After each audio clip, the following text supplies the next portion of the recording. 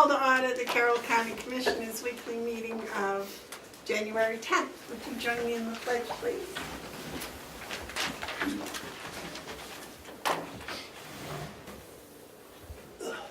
I pledge allegiance to the flag of the United States of America and to the republic for which it stands, one nation, under God, indivisible, with liberty and justice for all.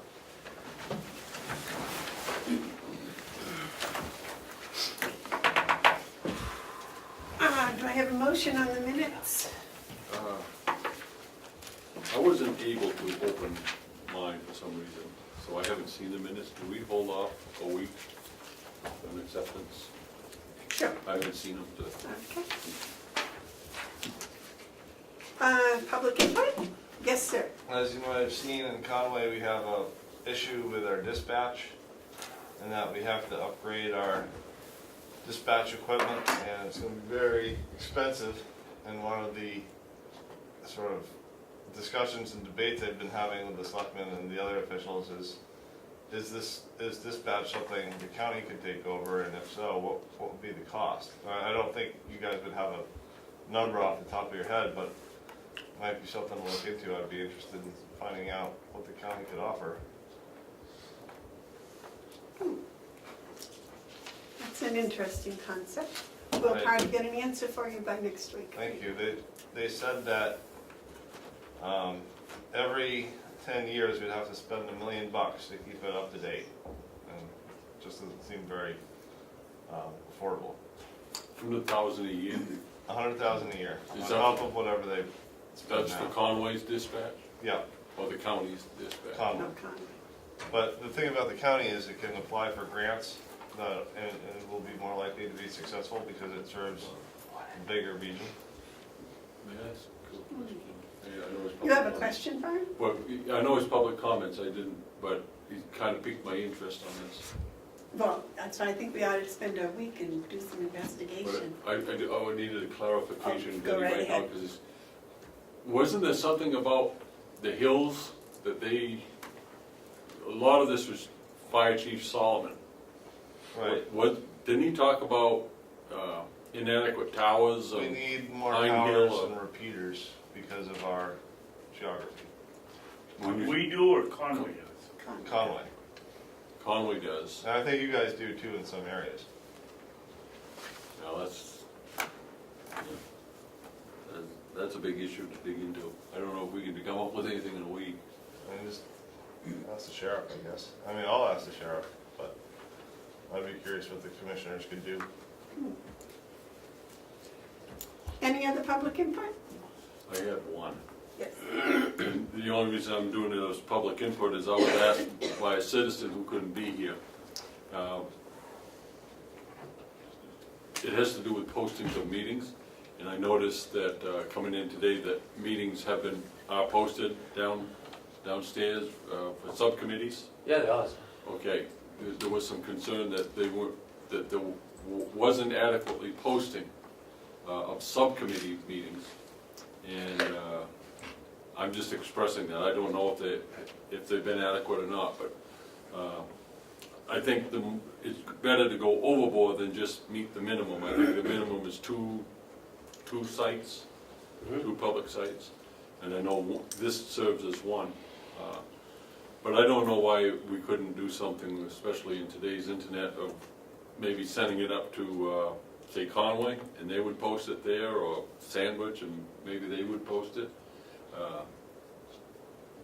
This citizen was concerned that there wasn't enough notice given for them to be able to attend subcommittee meetings or committee meetings. So anyways, that's a public comment, that's not a position. Okay. Yes, David. I'd like to ask the commissioner a question. Is he complaining that there's not enough time or there's not enough exposure? We don't have anything to do with the time. If they call in 5 days ahead and say, put it up, we put it up. If it's the exposure, yes, we have something to do with that. I think they find out about it, this gentleman finds out about meetings after the meetings take place, and he just was wondering if we're complying with 91A. And of course we do. I think for my experience, county does 91A as well as anyone. But we could always tighten things up. Anyway, I just relaying that as on the public comment.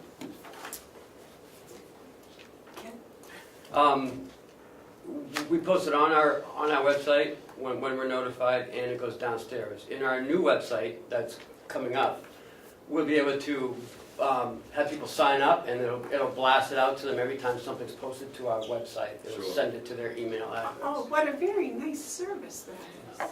Well, Very nice. just a final, the concern isn't that we're not doing it right, but can we do it better? And- Yeah, and with this new website, it'll send it to everyone who poses any interest in Carroll County. Yeah. Okay, any other public input? We have visitors, should we go for that first, or?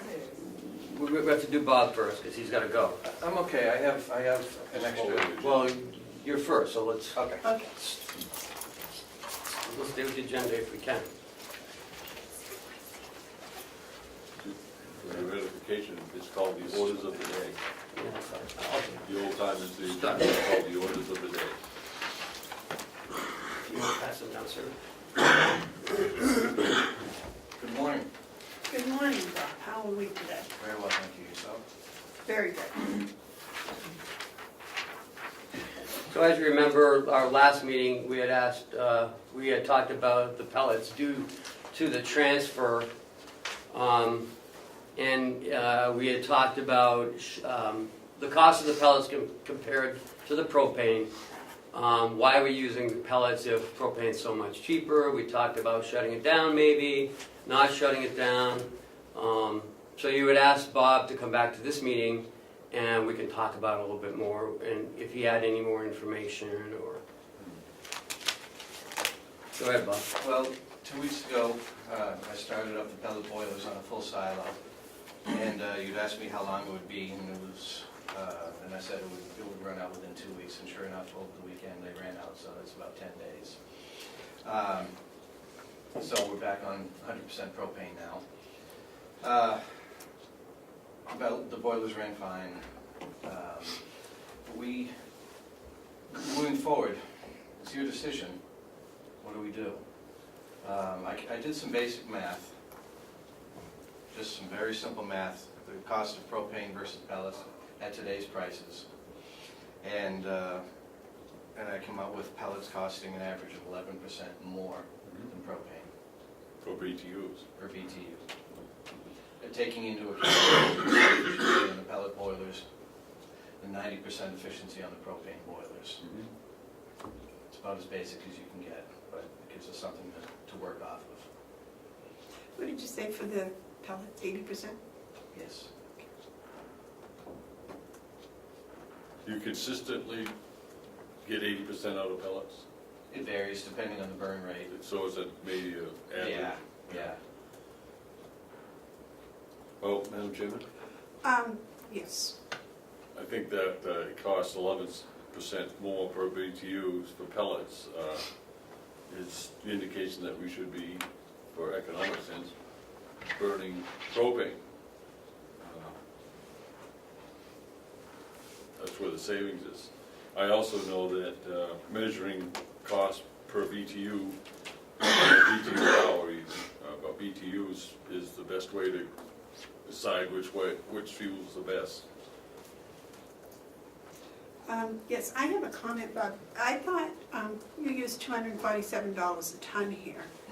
I thought one of the estimates that we had was $237.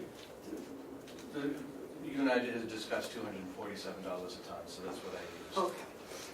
That number can be changed by a couple of dollars if you want. It's not going to make more than a marginal change in the... Right. And the 16.5 million. Yeah. Okay, because that comes out, I think.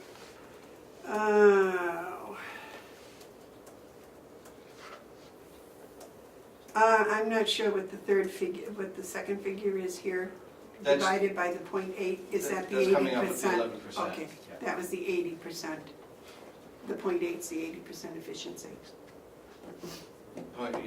Dividing 1189 into 1067, that comes with up to 0.89, and that's where I come up with the 11% efficiency, 11% cost. Oh, okay, well, yeah, I'm just, what about the propane at $1.09?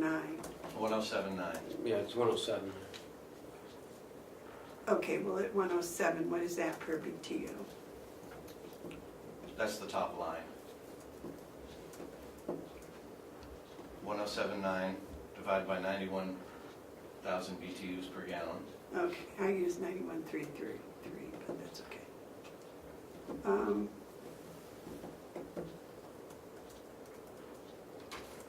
11,865,67. Okay. Because I had told Ken this morning I thought it was about a 10% difference. So. We're close. Pretty close. And he's the expert. I'm just play with the numbers. You're the math teacher. David is. David? My concern is, Bob, can you assure us if we shut this pellet burner down, that we are not doing any damage to it if we want to fire it up when our propane contract is done? If you park your car in the side yard for a year, are you going to assure me that you're not going to do any damage to it? Could run it over with a tractor, but other than that, That's about all I can say. It's going to sit there, it's going to sit there unused. Condensation can get in and do things. I don't want to promise you anything, but I can't help but think that it's better for a system to keep it running, or at least a little bit, than to shut it down entirely. Right. Now, have you contacted the company that actually installed this, that was responsible for this? No, why would I do that for? Well, I was wondering if they had any procedures or recommendations about storing it or shutting it down. I can.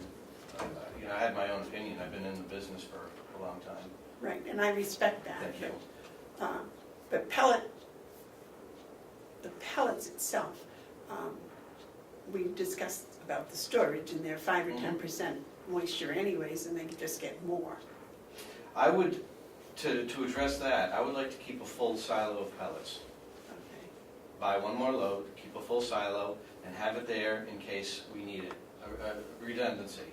I want to have the system at least so I can turn it on, at the very least. Okay.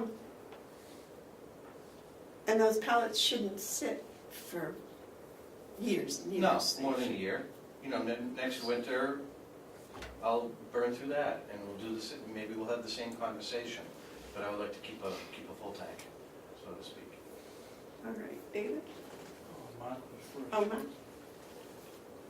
Typically, if you run it at what are the months that you run it? Do you run it at all in the summer? If propane is more expensive than pellets, I'll run it as much as I can. I'll run it through October through April. Okay, but you don't use this for domestic hot water, so you don't use it from April to October? No, I did the first year and I found it very inefficient. Okay, so you have this time when it's down anyways, April to October. I agree with you, you need to exercise it. I'm not too concerned about the firebox, but you've got hydronics, you gotta just kind of keep valves moving and pumps moving. And if we're doing that, we might as well do a burn.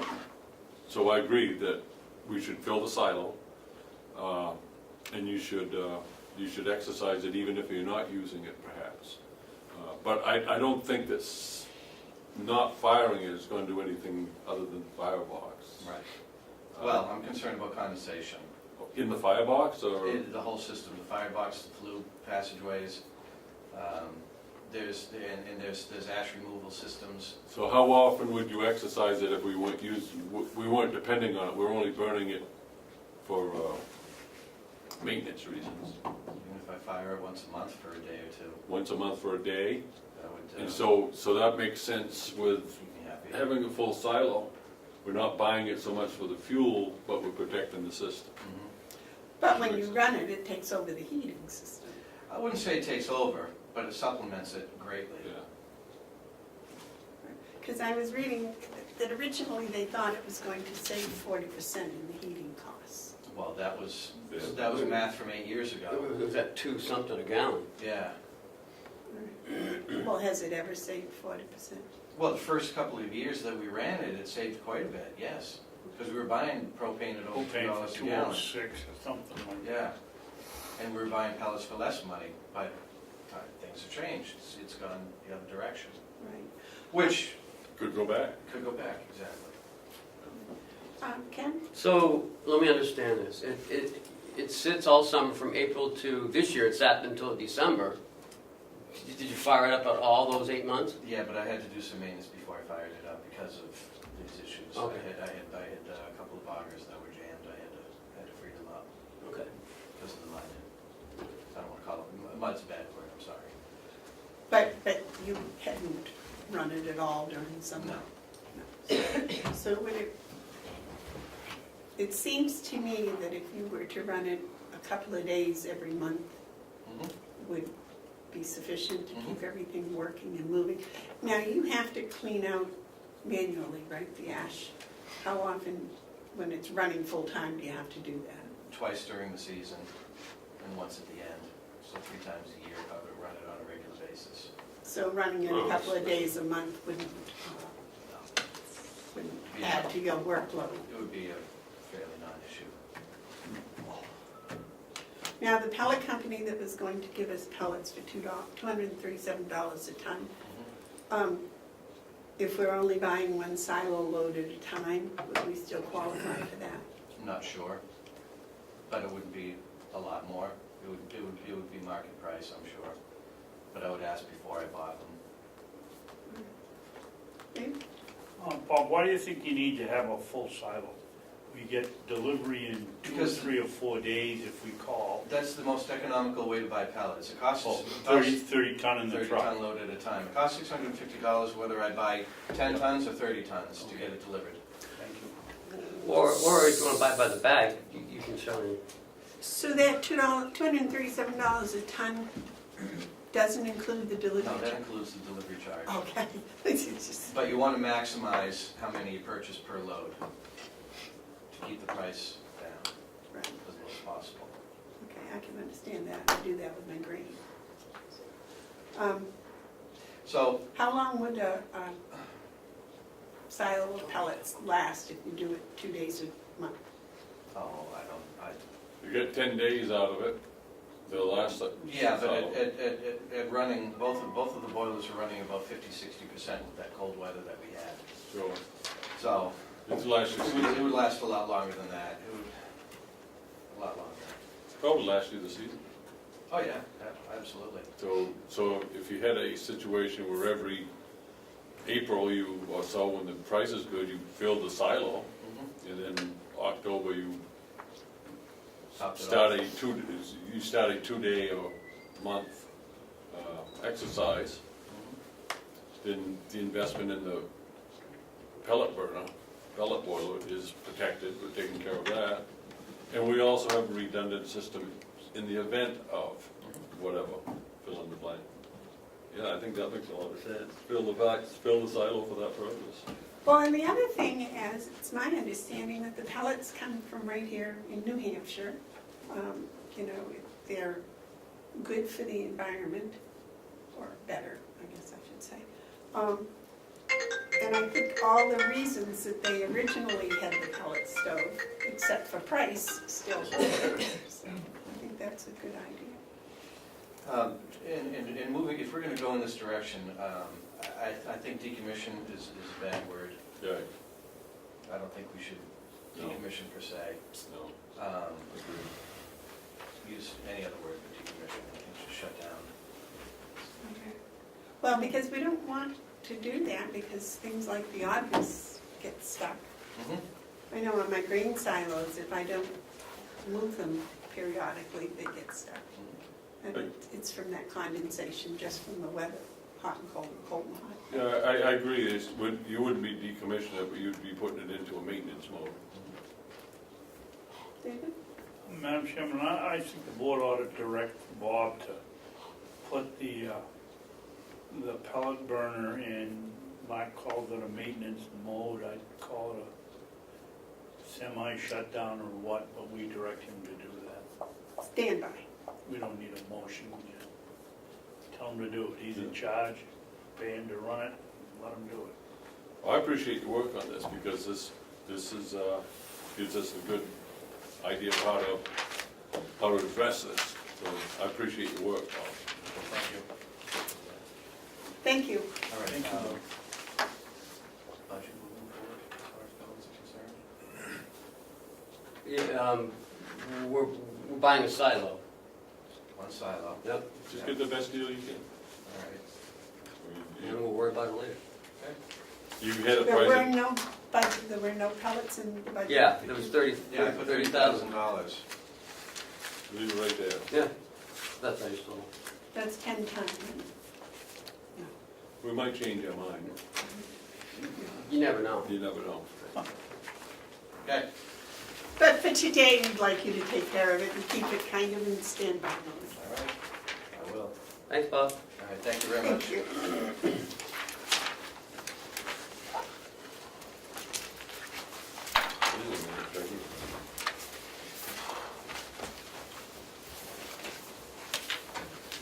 So next on the agenda is Omnicare, which is our pharmacy at the nursing home. If you look at the chart, keep that down. You can get that one, Michelle. And I'm not sure how this happened. That's why I brought Paula over to explain what we did in the past and what we're doing in the future. Seems there is a balance of almost $9,000 going back to 2014. So you want to pick it up from there? Yes. So, and we have actually been working on this with Omnicare for at least a couple of years. Cheryl will remember me coming over here and pulling the folders and trying to figure out what happened. Well, looking at what happened, we would get the Omnicare bill, and if there was a resident on our bill that was private pay, we would cross that resident off because we're not responsible, and we would pay the difference. We'd let Omnicare know, we took this person off, you need to bill the family directly or the patient directly. So we had already taken it off the bill. So the next month when we get the bill, we just look at the current month. So we took the credit on the original bill, then they gave us the credit on the next bill, which we weren't factoring in, so it just kind of snowballs. We're not doing that anymore.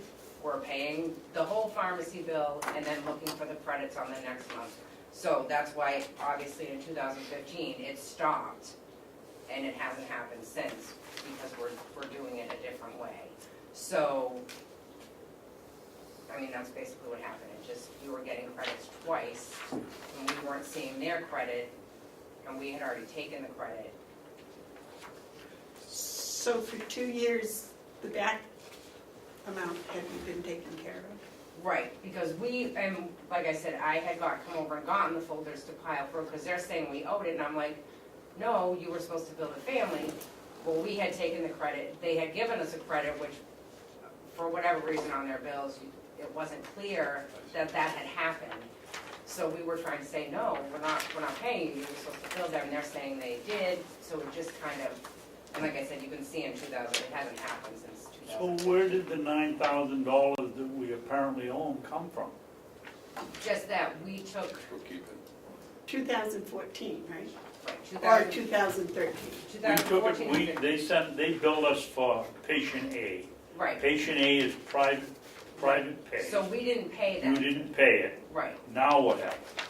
now, we took it off, we only paid the difference. Right. So then, when they sent the new bill. So let's call that $100. We don't know, Right. we don't owe them. So We then took they- $100 credit. Right, so then when they sent us the next bill, we had already taken the credit, but they gave us the credit again in their bookkeeping So- side, so it doubled. It's doubled. So Right. this, it represents basically one half of the total that was deducted as credits. Well, we should have, we should have paid Okay. it. So we're not doing that anymore. We're paying the bill in full, and we're looking for credits on the next month's bill. Now, did they get paid from private pay?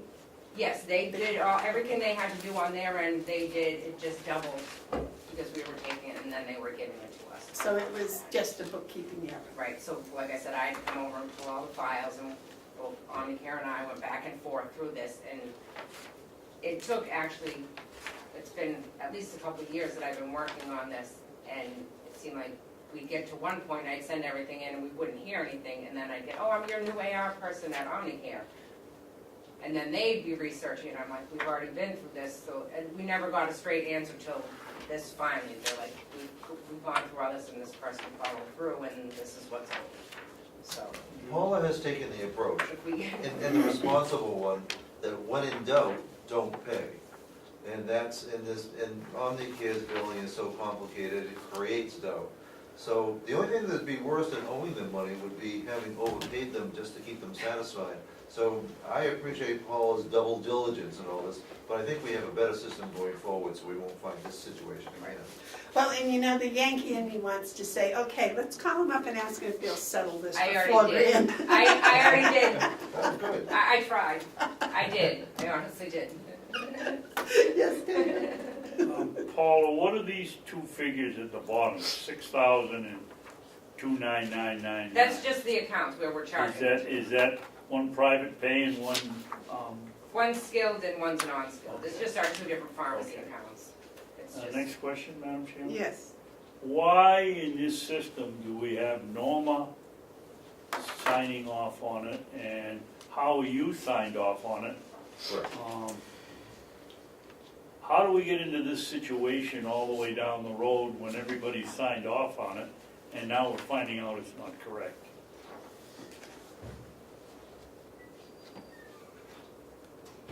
See, when I look at it, and I see that we're holding back money, I think that's a good thing. Until it's satisfied, until they've proven that we actually owe it, we can't assume that just because they billed us, that it's legitimate, because sometimes they do make mistakes. So it's a good thing for us not to overpay. So I haven't been concerned with the outstanding balances, because I think I know Paul has been working with them. And why is Norma signing it? That seems to be a little overkill, isn't it? Norma signs every payable. I know. Oh, okay. I just, Isn't Norma in charge of the payables, yes. payables? Yes, so she signs every payable. So, Had she checked these, or did she just sign them? I mean, this is a lot of money and obviously a lot of errors. Somewhere along the line, I would have thought somebody would have said, there's something wrong here. well, like I said, we've been working on this with Omnicare since probably the end of 2015.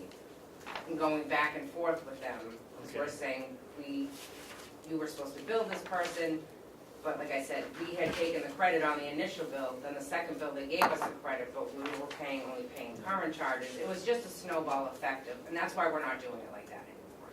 And this only occurred in 2014, it didn't occur prior to that? Right, 2014, 2015, and that's it, and then, Is that when we went to the computer system? No.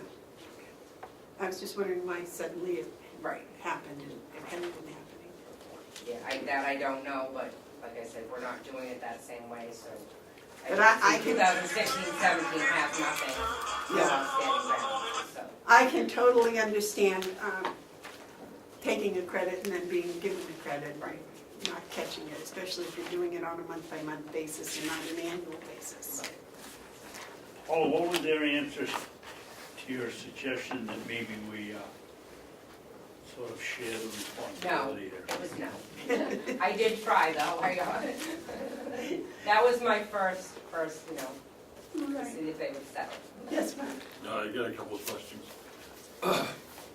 First of all, it looks like you're just picking up an error that you hadn't really figured out until just about Right, now, Right, and that we're not doing this. The two questions I have is, you've got every date except the last one is, the year, fiscal year 2017. And it looks like you paid that amount.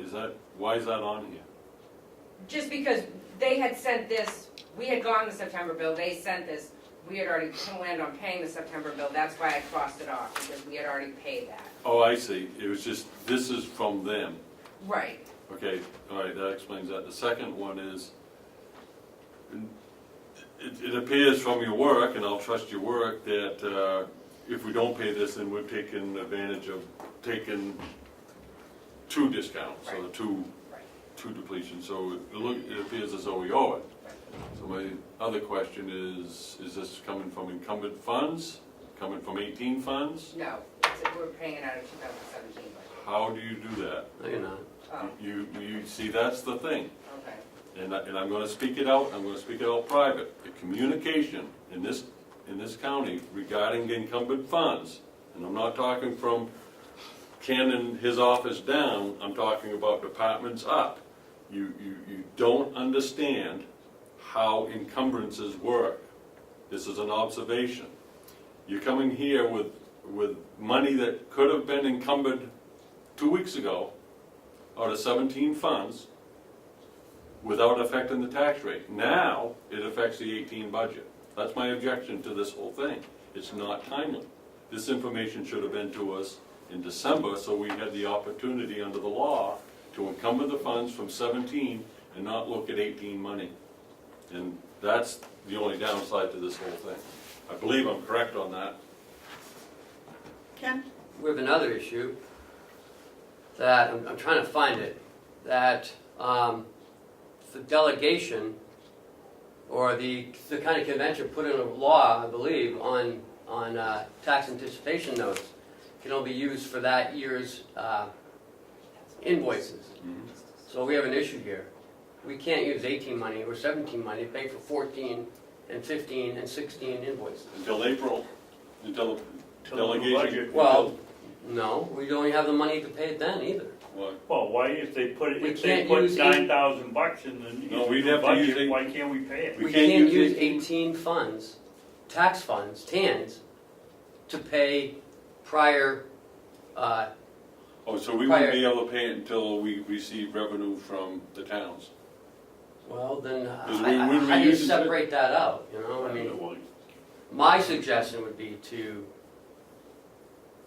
talk about it with the convention, let them know that this happened. Because, how do you know what was used from the taxes collected? Right? And, I mean, it's all intermingled. Yeah, I see When what they you're passed this law, they didn't think about, This, the ramifications. right. So basically what you're saying, under the law, We we can't pay it. admit that we owe it, Right, but we don't have a mechanism to pay it, right. and we would have if we encumbered it 2 weeks ago. Well, No, we wouldn't have then either. no, Why? because it would Because have been tax This is, anticipation. right, this goes back to 2013 and 14. So 14 can't be paid in 18, according to the law that they passed. But we don't use our tax anticipation money until 3 months, March, April. Well, how do you, I mean, So you, January, February, and March, we're using money that belongs to the county. but if you can assure me that that's okay, and if that is, some of the money's been, money is money when it comes in. It doesn't matter if it's from the TAN Yeah. or if it's from taxes. They didn't understand how we operate Right. when they even passed this law. And I know it comes back to 2015, when Carroll County went from 14 to 15, there was, 500,000 short? So they used 15 funds To to pay. pay the 14, and that infuriated some of the lawmakers. All right, and now Paula's coming forward and saying, well, we didn't use those funds back then to pay this, which probably was good because there were no funds. Then now what we have to do is we have to find a way to pay old bills. And I'm not sure the proper way to do that.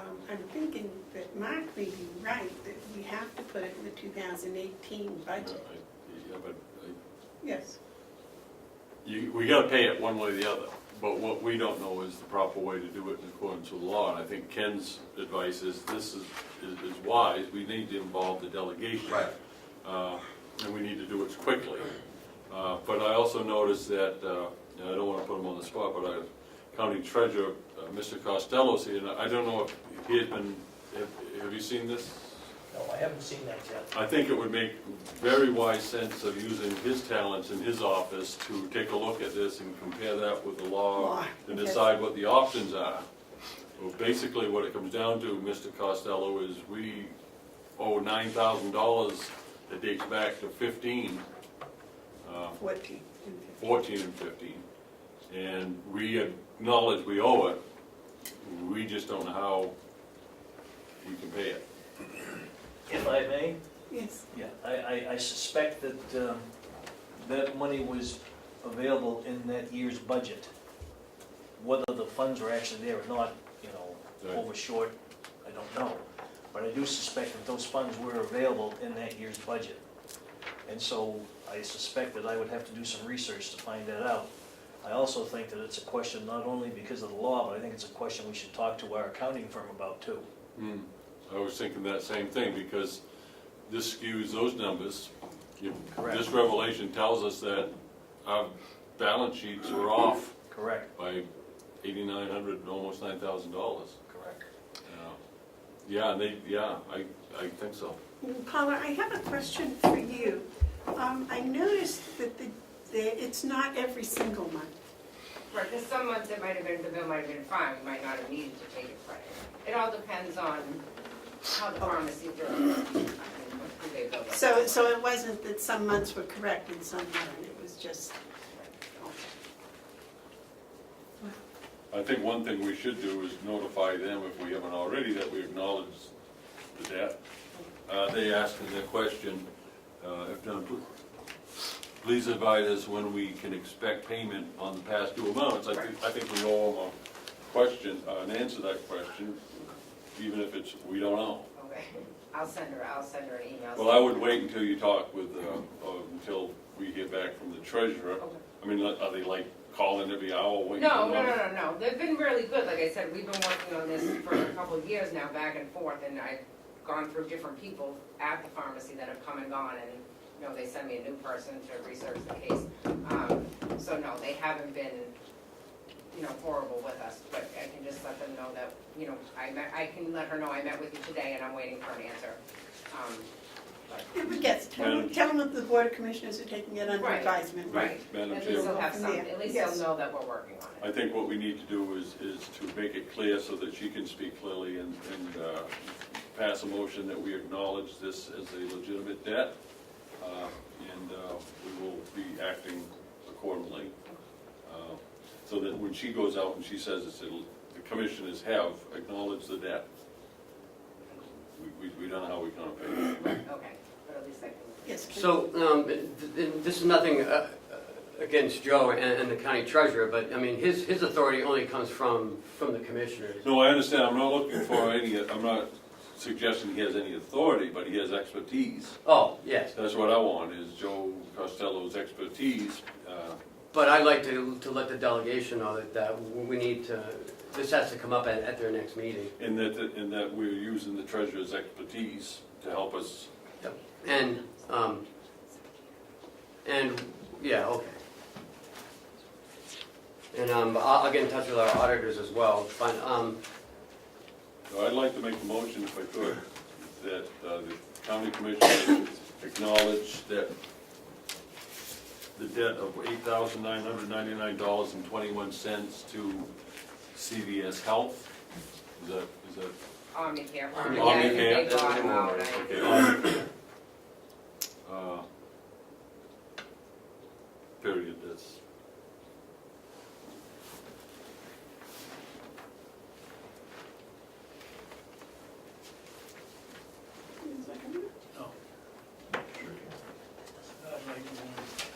If you second for discussion, I'd like to say why. Second. I'm not gonna vote for it, so go ahead and second. Well, neither am I, so I'll second it for discussion. Go ahead, David. I think Mark is absolutely right that it appears that we owe some money. I'm not convinced that this argument is over yet. Because they sent us credits on our credit, it's cost us with our accountant, it's cost us a lot of money, and they ought to sit down too with us and negotiate a payment that is not $9,000. They have some responsibility here. And I will drop my motion. if nobody minds, I'd like to talk to them myself if anybody, unless you wanna do it and see what we can do, because they have some responsibility here. I'll withdraw my motion, if the second is gone. I'll withdraw my second. Why'd they wait like all this time and then, Like I She's said, we been haven't, working but with we've been working, I've gone through, this is probably the fourth or fifth person that I dealt with in regards to this. yeah, but it's almost 4 You're years old. costing I us mean, money, Paula. I don't They know. have a responsibility here. Right, I mean, well, that's it's- why we worked on it so long, because I was like, no one would ever get back to me, I would send them everything we had, and then no one would say that this is what would actually happen, was that we took a credit and then they credited us. So that's why we weren't paying, because we were like, we didn't have that answer, so we were waiting for someone, and like I said, I've gone through multiple. And it takes them 4 years to Right, because I think people kept I don't looking, think we owe. so, no, I understand, and that's why I said Oh, it. you don't think we owe? I would say, you know, if they wait 4 years, you know, to send out an invoice, Well, that's- say we owe it, Well, I can understand that they've been working with Paula for the past 2 years, but my concern is they allowed it to go on for 2 years, 2014 and 2015. It went on, and it wasn't, they didn't, I would have thought after we were 3 months behind that they would have said, look, you're 3 months behind, pay, or let's discuss it, or something. Not let it go for 24 months before they even, you know, alerted you enough so that you could find out what was going on. You know, that I would have thought would have been their responsibility. But yes, Mark? Well, I'm glad I withdraw that motion, but that was a little hasty on my part. I was the one that the work had been done, but Commissioner Babson and yourself, they do have responsibility, given the amount of years that have gone by. I just did some quick numbers. It looks like that they receive about $180,000 to $200,000 a year from us. Oh, yeah, that is a lot. At least. You know, so, well, I just grabbed $15,000 as an average per month, and that, you know, that's a lot of money. This is comparative, I mean, $9,000 is a lot of money, but based on the amount of business we do, it's not a lot of money. Only 4%. And they had taken so long before they recognized that their books must reflect, or their accountant must have reflected something. So I think we have two questions. If we owe it, how can we pay it? Because we don't know, because of the law. And the other is, how much do we owe if we owe anything? And so I wouldn't contact them yet. I would just say that the commissioners are taking it under advisement. Yeah. I wouldn't say we're gonna pay you and all that. I wouldn't give them that hope. Just let them know that you're. Yeah. that We took it under advisement. You've done your job, you've done your due diligence, you brought it to us. And if you get the app, and we're scratching our heads wondering why their accounts receivables are chasing bills 4 years ago. and so now, so then Joe and I can work on it Yeah. along Yeah. with the auditors and Yeah. try to figure something out. Yeah. David? Can I ask Howie a question? Sure. Howie, is this a contract, or are there other people that can supply this service, or where's our leverage? We're actively looking at alternatives now. That wasn't my question. It's a contract we can end with 30 days notice, Okay. and we are actively looking at alternatives. I'd let them know that, why you did negotiate the bill, I'll let them know that you're actively looking. That may make it all go away. Omnicare was just recently, last year, bought by CVS, Oh, and there's not been a change for the, By who? by CVS, the regular drugstore, Yep. and that has not been a change for the better for us. And so we're looking at, Lori has been getting pricing from other pharmacies, and it's looking as though we can do better. I bet you CVS, when they get their books from the company they just bought, started combing through old invoices, looking for stuff like this. This could be, part of that. I'm part company, perhaps. All right, yes, David. Do you folks have a problem if I get together with Paula and Howie and call them up? Oh, I think it's a great idea, Okay. yeah. Maybe I can channel. I hope you do better than you did with Spectrum. Oh, that was not nice. Come on, let's be nice. Paula, do you have anything else you'd like to, do you have anything else you'd like I'm to not say talking about about this? No, Great, thank you guys. thank you. We'll send Mr. Babson over to help you. Oh, thank you. The Look hammer, forward to seeing you. we'll send you the hammer. Yeah. Can you need me to stay, or? For, Yeah, we got that AEL. oh yeah, please, thank you.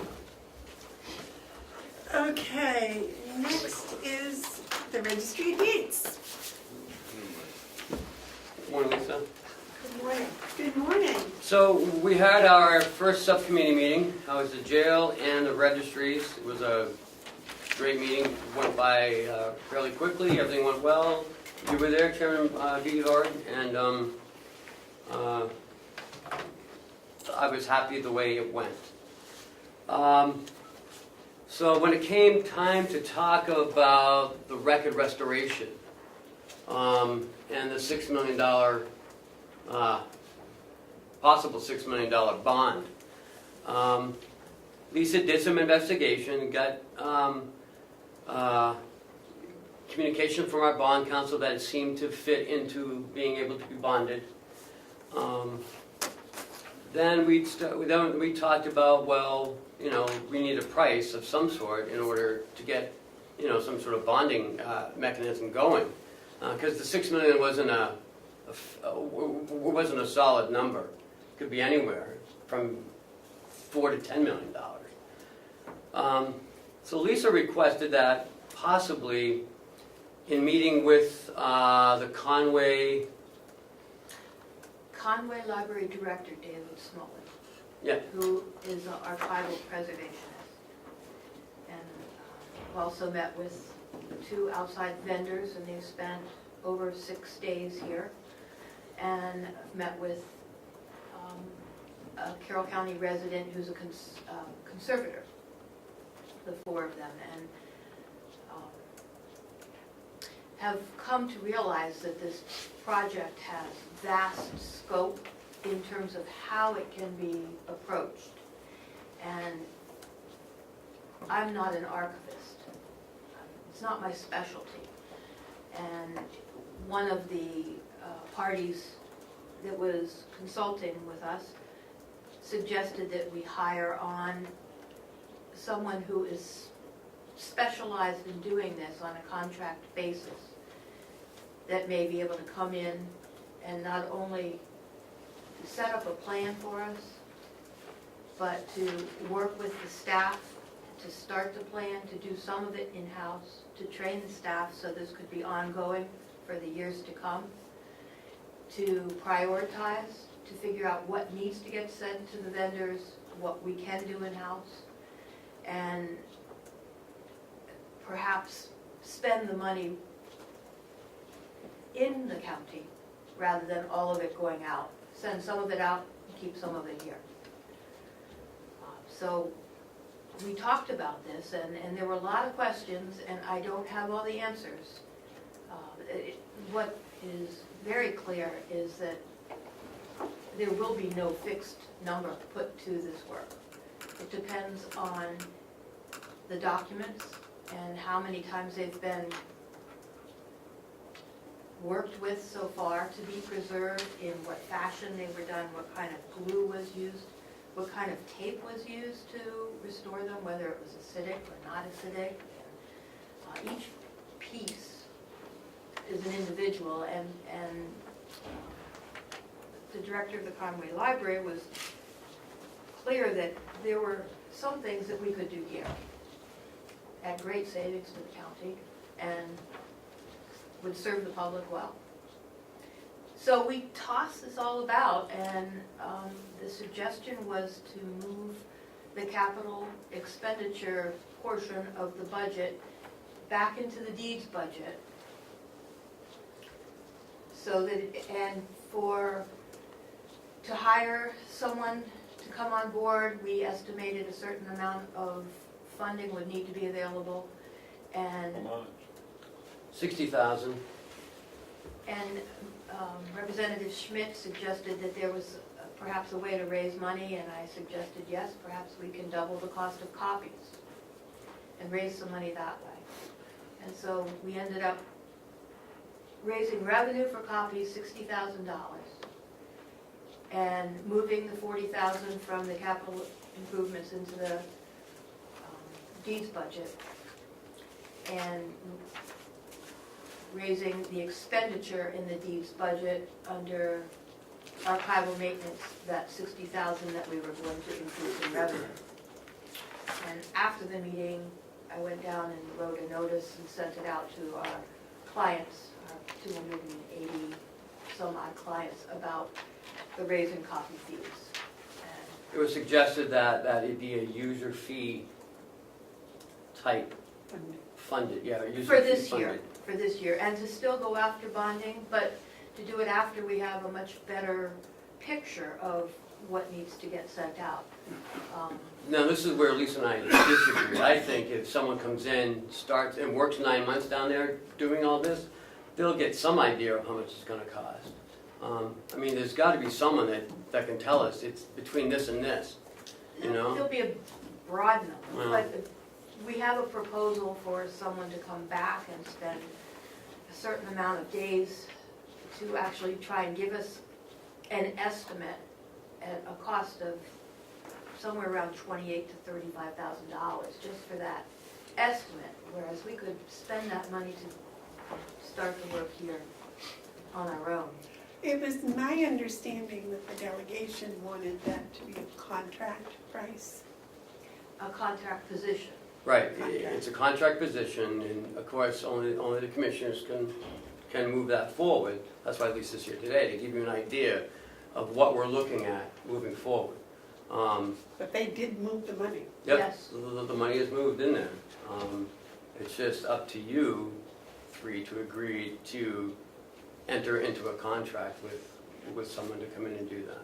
David? Thank you, Madam Chairman. Lisa, when you came to us originally, frankly, I thought there'd been a lot more research done on this project than apparently that has been done. We don't have a we don't have a price. It was $6 million when you came here. I assumed that you had a price from somebody else, or from an outside vendor. And now it appears that we don't have any idea what it's going to cost us. Is that correct? No, that's not correct. There were 2 outside vendors. And we haven't gotten the proposals yet from either one. We do know that we will not get a firm number because it depends on the state of the document. I And understand it's that. like repairing an So old where did you house. get the $6 million that we were going to spend over, I forget how many From- years it was? From estimates back in the summer of 2016 from talking with the 2 vendors, gross estimates. This is what we guess it will cost Well, to, that's good enough for me. I mean, Yes. Obviously, they can't pin it down. they can't pin it down. We will know better. I think you're absolutely correct. If we have somebody in here and we're sorting through, we're doing what we can do, we know what we can't do, we will know better, but it'll still be an estimate. But I think it'd be closer than the $6 million. What were the 9 months that you said? I didn't understand that. Well, when the budget passes, Oh, I see. She can't hire anyone or put out a Yeah, contract. but you could, I mean, if they're not done by December, we would continue. like, so, But I was just saying for this year, because that's all we're talking about is 18. We're not talking about, because we don't even know really. Until they get in there and start sorting through this stuff, we don't know you what. say 16,000 or 65? 60,000. 60 plus 40.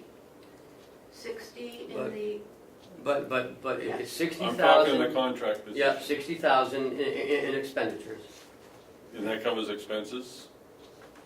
60,000 is for the salary and, The contract yeah, price. the contract to the person. And what, just the person? Right, and then there's 40,000 been put into the new equipment line for some, storage flat files, you said, Lisa? yes. and some other equipment that we may need. I don't know if you've seen how the plans are stored now. I have. So we're looking at a contract position of $5,400 a month. Should be able to get a lot of work out of someone for $5,400 a month. I'm wondering why it would take 9 months to come up with an estimate. Well, because they're gonna be doing work too. They're gonna What kind restore of some, work? What are they gonna, they're gonna restore some of the, right, it's gonna be a specialized person. So It's not last year, just we someone- spent $35,000 to do restoration. Microphone. Okay, so this is different. Yeah. It's a part of the plan. Okay, so what you're gonna have, I just gotta work through this out loud because there's a lot going on. You got $60,000, and you're going to have a person who has expertise in this field come in and begin doing what they can, knowing that they're only gonna be tackling about 1% of the workload. If it's 6 million, 60,000 is 1%. All right, so this is what we're gonna get. But in addition to that, this person is going to do some restoration and also firm up a number for us. Right, They will come up with the tasks that I envision at this point, but I'm gonna need help to define exactly the job description. Sure. I will go for help with that. Yeah? The tasks that I see starting with is to look at our materials, examine what we have, Mm-hmm. come up with a plan, Mm-hmm. prioritize, Mm-hmm. get going with the plan, Mm-hmm. train perhaps not just staff, but perhaps volunteers that might be able to help out, Mm-hmm. and then do a evaluation of what can be done in-house and what can't be done in-house. Okay, so what you need from us is assurance that if the delegation funds a contract, that we would be inclined to Move forward, hire, or to execute a contract. correct? And that's our role in this? yes. Because we would have to approve the $60,000 for the contract. That's our job. No, we'd have to approve the contract. Right, the money's already been The approved, so delegation, far. the subcommittee is Okay, going to fine. recommend this to the delegation. So if the delegation puts the $60,000 in your budget for this purpose, you have $60,000 in your budget. Mhm. You can't release or use that $60,000 under a contract unless the commissioners agree to the contract.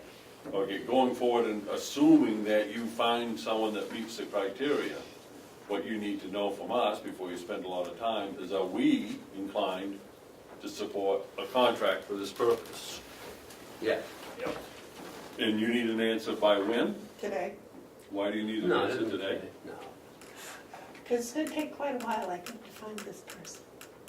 Yeah, but if it's gonna take a month, we can say 5 weeks. And we need to hold on, just because the subcommittee recommends it doesn't mean that, Right. that the whole, the county convention is gonna authorize it. Yeah, I think we have to let this thing unfold. I'm not saying that I wouldn't. I just want to put in your minds now that this is what we're looking at doing. And if they approve it, then we need to move forward with it. Yeah, I'm not, I don't wanna But I think that put the cart before the horse. commission, they're going to ask, how do the commissioners feel about this? It will. That's what they're going to ask, is, did the commissioners approve this? Yeah, but you don't need to know that today. You can think on it for a couple of weeks. I mean, the meeting isn't until the end of next month. I'd like to have a week to mull it, I don't, or two. I don't see the rush. I mean, if you're coming in and there's an emergency, then we should move fast, but slow-moving government's the best government.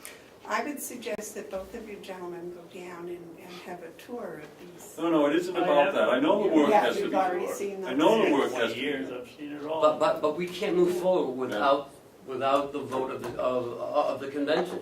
Madam Chairman, I want to make it very clear, I am in full support of restoring these documents, full support.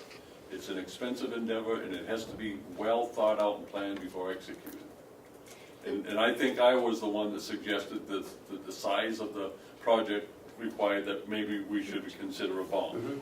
But at this time, we're not at that point. We're talking about a process. Will the process get the job done? Like Ken said, we don't know if it's $4 million or $10 million. We're guessing it's 6. We're probably close. But when you start signing contracts, you don't want to be close.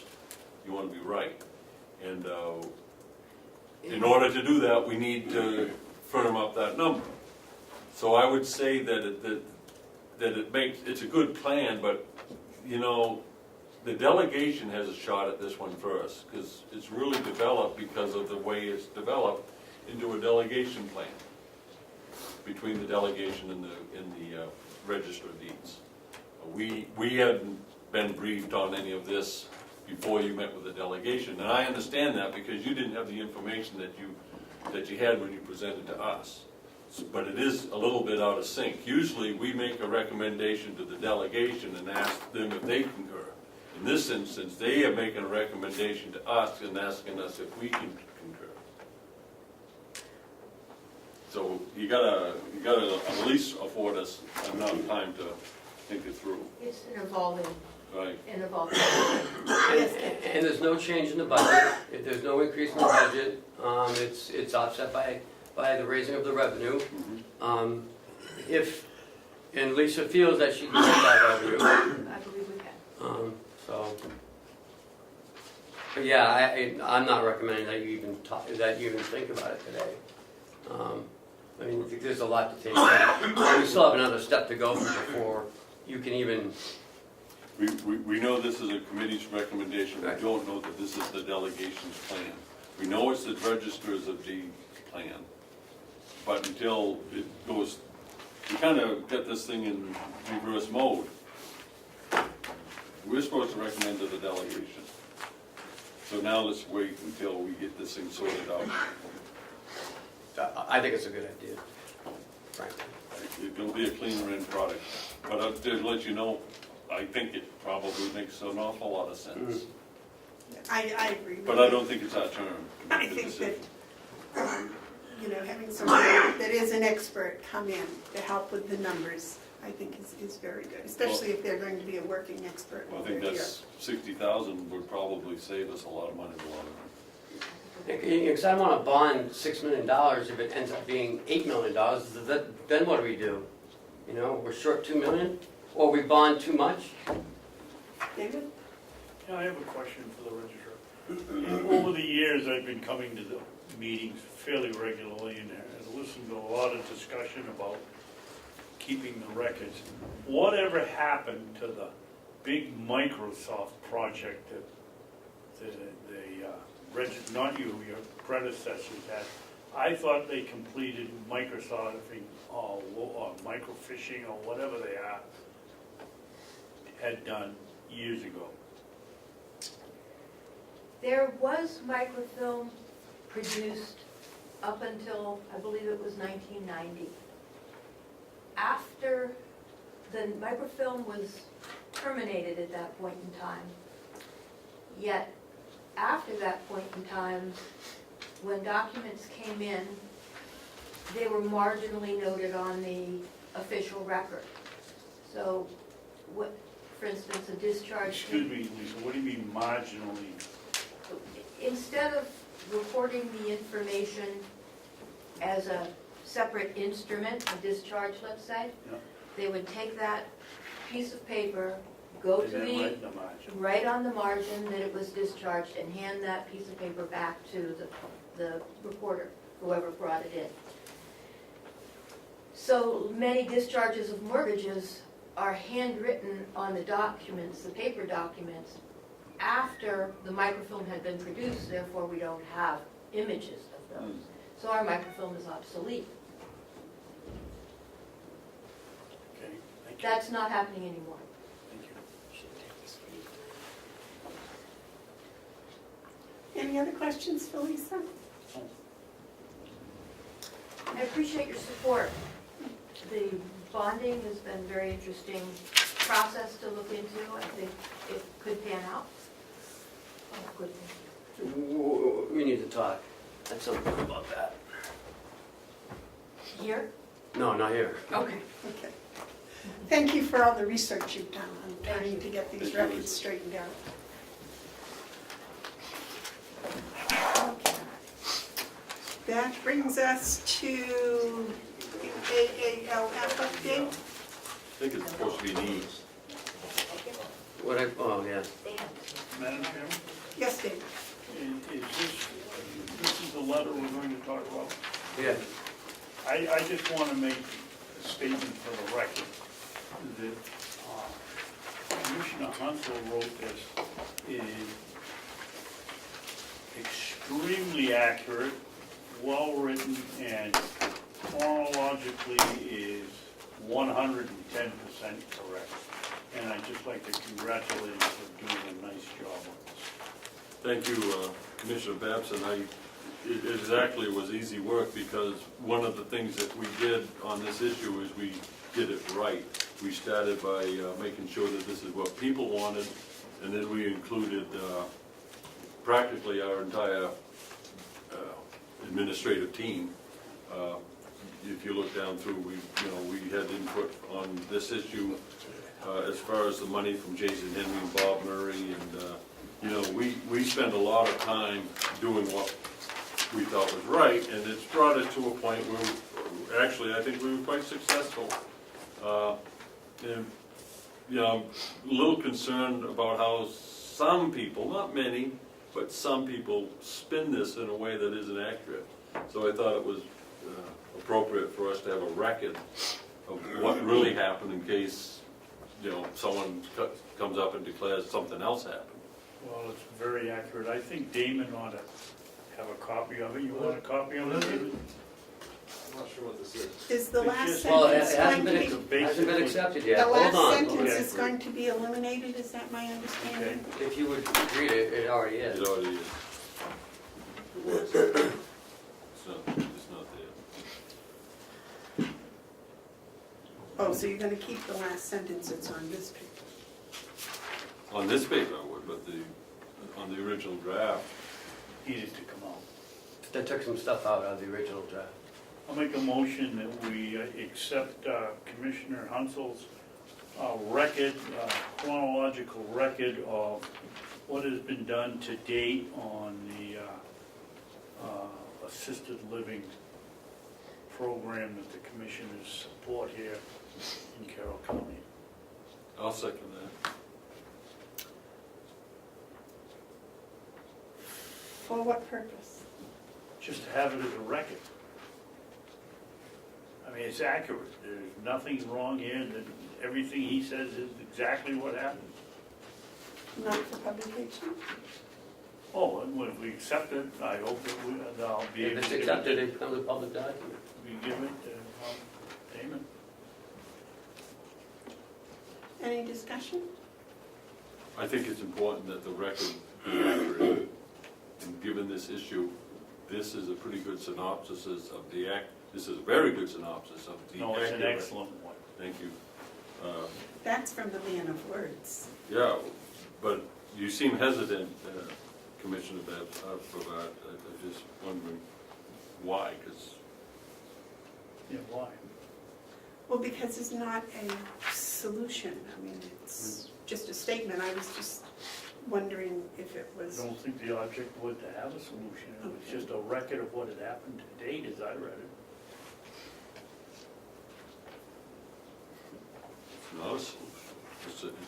We haven't come to a It's an solution account. yet.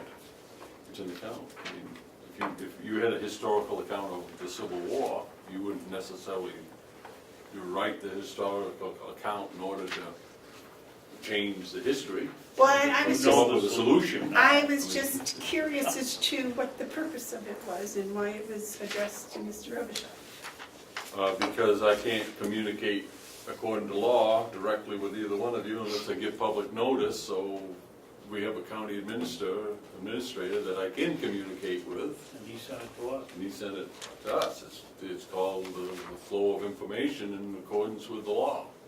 The law doesn't allow for us to sit and visit about this stuff before the fact. And as long as you don't And I think make any it- decisions or, Right, and what I sent, when I sent this as a draft, I said this is open for review and amendment. I just threw something out. This isn't exactly what I sent. This is the end product of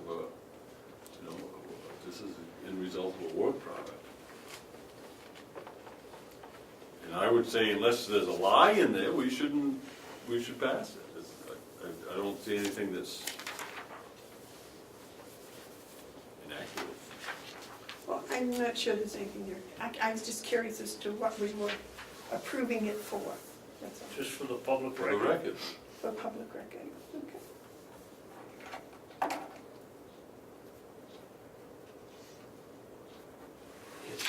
Carol, would you, Cheryl, would you read the motion back, please?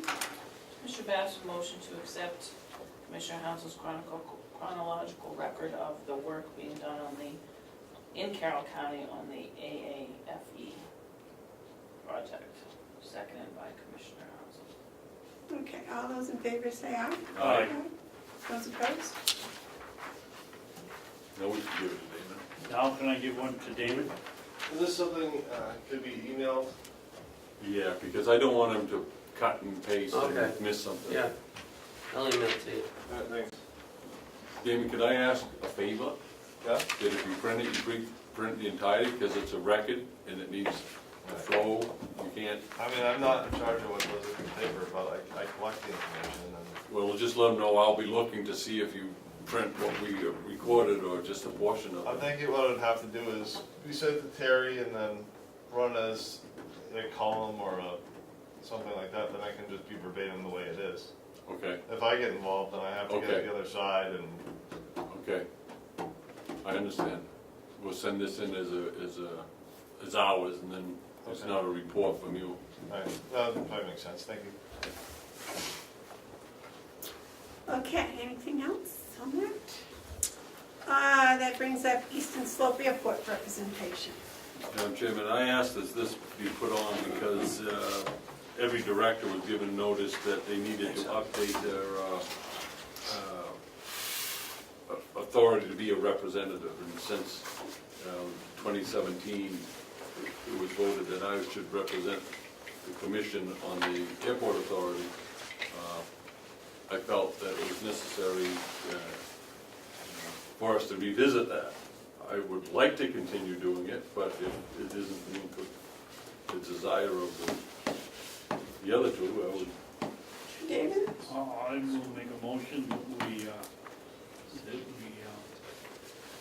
have Mark continue as our representative to the Eastern Slope Airport.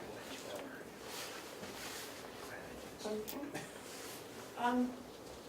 I'll second that for discussion. Yes. Well, as a congressman, one of the things that comes under is the FAA, and what better person to have Congressman Hounsell on that board? You weren't even looking out first. Let me talk about the airport for a second. Can you pass the cookies while we listen to it? I don't know, it'll take an act of Congress to get one of these. Okay, here's the thing. The airport that's located in Freiburg, Maine serves the northern part of this county tremendously. And from this last year, I know that they aren't getting that message out adequately enough. They didn't get their request for funding down here in a timely manner. We weren't given the opportunity to really understand what the airport does for the county. I take responsibility to that because I never really filed a report of activities. I'd like to be able to pick that up and do it better. During the discussion that we had about their request, it was pointed out that there are other airports in the county. And I thought on that, and there certainly are. And I think that we should have pay attention to all of them. And if any of the airport, be it Marlboro, Oakboro, whatever airport, is looking for assistance to expand for the benefit of the county, that we should be mindful of that and considerate of that. This airport, the Eastern Slope Airport, is really quite a opportunity. And for us to be a part of it, I think shows not only an expression of support, but also keeps us involved with whatever opportunities might emerge.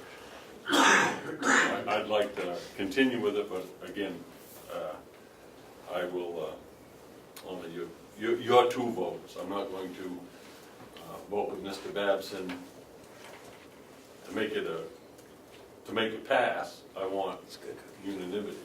on this one. We're not unanimous on this, and I see it as kind of Well, I think we are unanimous on this. Right, is there any background as to how long we've been doing this? a what? How long we've been having a representative of Oh, it's the first one. No, No, second. Soren. Oh, Dave Sorensen, Dave Dave Sorensen. Sorensen was. Yes, And, that's right. when I first got here in 2016 Yeah. is when we started it. And Dave Sorensen is still on, he's the representative from the town of Eaton, and he goes to the meeting, he's really quite engaged with it. Do all the towns have a representative? All the towns who participate have representatives, they don't always show up. And not Wakefield, Brookfield, Molten Borough. It's just this, Freedom does, Eaton, Carroll County, Albany, Madison, Conway, Chatham. Bartlett, Chatham. Chatham, Yeah, Chatham, yeah. and then Maine, Lovell, Freiburg. Oxford County Hiram. Commissioners have a representative. The other thing is Selectman Highland, Rick Highland from Albany. You know, he lives in a little town of Albany. You know, most of that's national forest. But Selectman Highland's a pretty sharp fellow, I'm finding out, and he is very active in it. And I asked him why. Why is Albany, and he's so active in an airport that really you'd almost wonder if it serves him. And he said something that I think applies here, and he says, because it's regional, it's a regional airport, and we're part of the region. So, you know, thinking on that, it's a regional airport, and Carroll County is part of the region. So I think it's, you know, it's a positive thing for us to do. The motion's been made and seconded for Mark Hounsell to represent Carroll County on the eastern slopes. Regional Airport Authority. All those in favor say aye. Aye. Those opposed? I'm going to abstain. Just because I want it to be, I want it to look, well, I abstain. Okay. Yeah, Mr. Steer had a question. Thank you for serving on that. You're welcome. On the agenda, it said Eastern Slope Regional Airport Representative. You made it sound like somebody from the airport was coming here. No, that's me, I'm on the airport. So it's technically true, but I don't know, it should be maybe in the future just a little bit more clear what the agenda item is. You know, Well, maybe the appointing agenda- commissioners. You have my phone number and email, you should. Maybe the agenda item is as clear as some of your stories. Oh, okay. Okay, be nice. Whoa. Be nice. Well, I mean, it's Okay. an agenda. That's really It's an- clear. Yep, next thing is Porter Office Machine Contract. The signatures for There's that. one other thing I need is I need a letter Yes. to the airport authority informing them that I've been reappointed for 2018. I think Cheryl will take care of that for you. Sorry for that, Dick. No, I know, it's myself though. So last month you signed the contract for the lease of the new copier. Here's the maintenance agreement. It's 1 cent per copy, including the toner. Make a motion. Is that for color?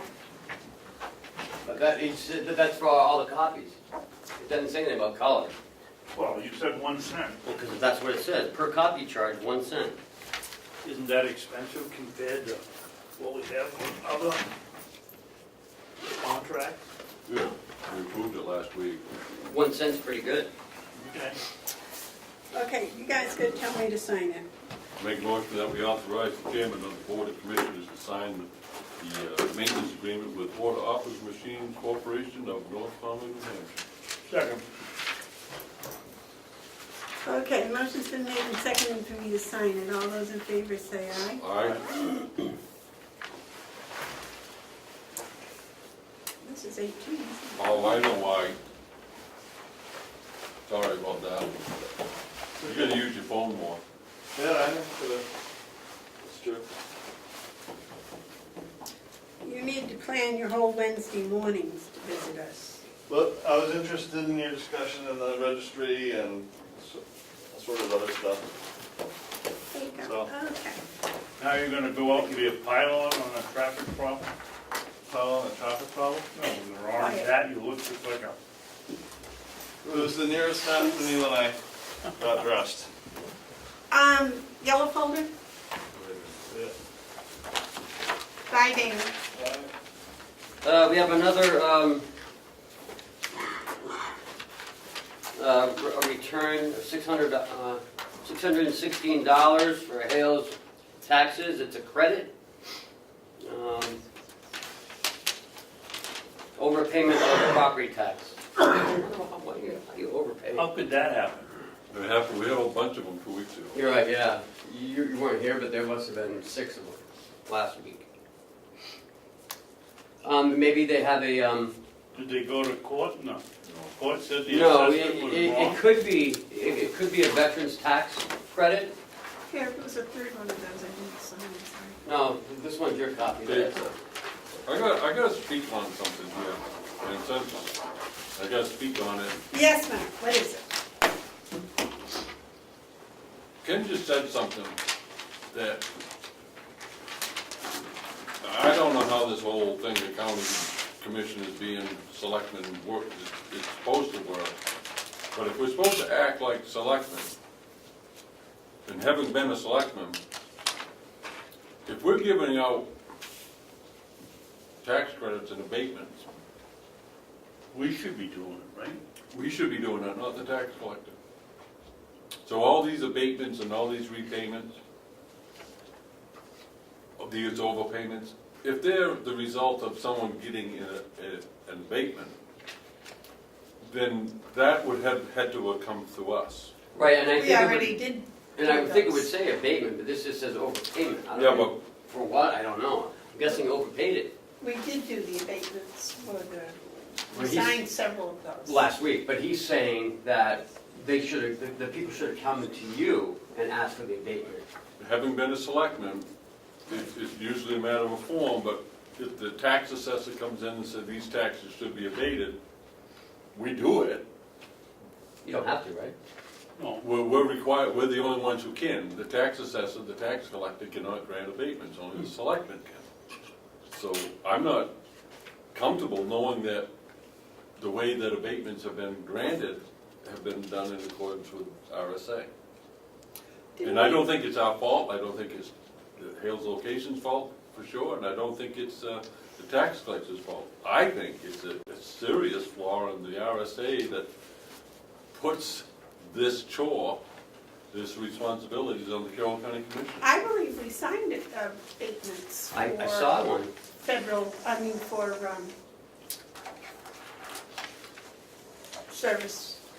service connected. I don't think it's an imposition, but certainly if we're gonna give an abatement for veterans, abatement, we should see some evidence that the person was even in the service, and we don't see anything. I don't think it's a unreasonable chore for us, I just don't think it's spelled out. I don't think we're equipped to do the job of selectmen. Even though we do it, I don't think we're, Do you want me to sign this or not? Make a motion that Commissioner Bevard sign the checks for today for Hale's Location. I'll second it, but I'm telling you, I'm getting real uncomfortable with this process. Why don't we go a step farther and ask Catherine to give us any information that she, A, are these veterans abatements, and B, if they are, where is the, what is the I think basis for doing it? I don't know, I think it speaks volumes as the need for us to bring all of this operation to us. Down here? I agree. Again, Okay. I don't think it's anyone's fault. No? I don't know. Okay, the motion's been made and seconded for me to sign, for the chairman to sign the refund check. All those in favor? I, Aye. Those Another one. opposed? No, it's Comeau and Niederman. It's the assessors. We haven't seen another one from the telephone company, have we? No. didn't we last time? I think that was it. She's asked that we can mail, if we can mail this back to the resident, and she included a, Self-addressed. is that okay? Sure. I'll give it to you, so you don't use it. I don't think I think this is our copy. Madam Chairman, I think we should have Cheryl call Kathy and just ask what these paybacks are for. More information. Sign the check. We should have Kathy come down. I don't wanna pay her mileage down here to tell us it's an abatement. She can tell us that. Well, I think we should. This review of sales, you said that's the assessment, that's the appraisal company? Yes. Okay. Want me to sign this, gentlemen? Yep. We need a motion. I said all checks in my motion, so. Oh, all right. Yeah, but you said that was as far as paying back tax This is money. this is This is paying an invoice. to the appraisal. The checks for help. So on this one, I would say that we authorize the payment of check number 2157 to Cumberford Nieder Perkins LLC as payment for their invoice number 3637 in the amount of $161. You second that? Yes. All those in favor of my signing Aye. this check? Aye.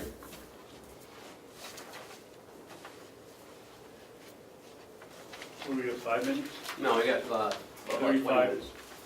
I said between 10:15 and 10:30, so Do we have somewhere in there. anything else in the yellow folder? No. All right.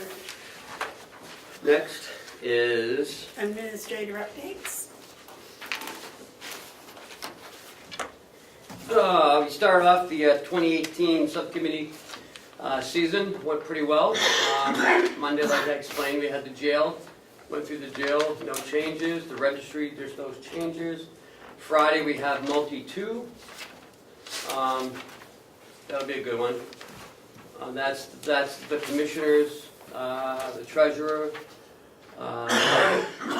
admin building, the county convention, the capital improvement, and the special fees and services. Assisted living, That is no, that'll be in. that's in nursing home. Good question. No, that's in the commissioners. Okay, I thought so. So yeah, so you're right, so that is Friday.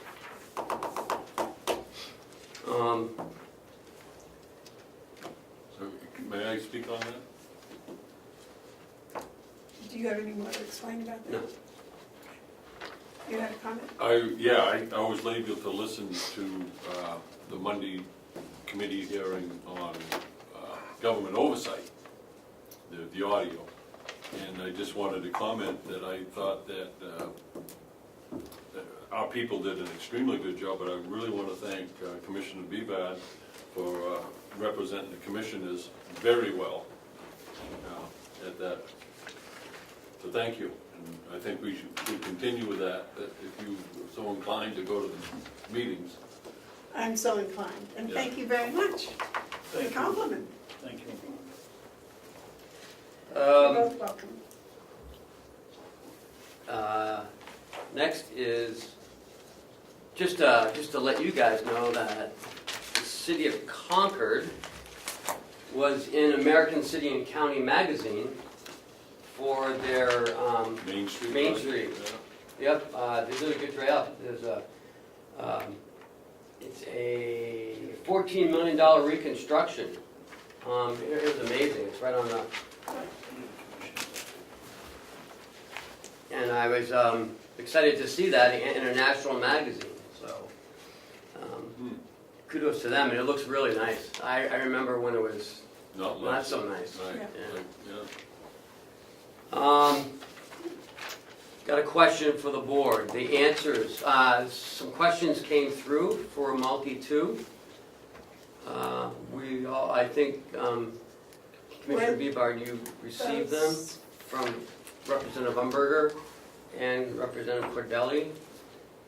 No, You did not receive those no, in your email? no. Oh. I spoke to Mr. McConkey, he said that he had not gone through them to relay them to me. So, we're not gonna answer them then if we don't get them in time? I guess we can't. Hard to answer a question that hasn't been asked. Okay.